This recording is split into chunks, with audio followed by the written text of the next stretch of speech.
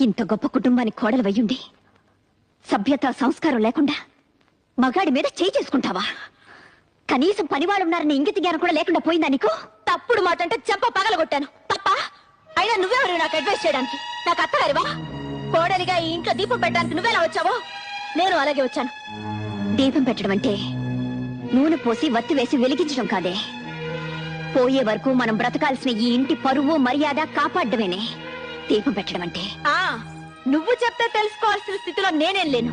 నేను నీకంటే ఎక్కువ చదువుకున్న దాన్ని, నాగరికత తెలిసిన దాన్ని. నాగరికత అంటే అర్థం పెద్దవాళ్ళని గౌరవించకపోవడం, మగాడిని చేయి చేసుకోవడం అనుకుంటున్నావా?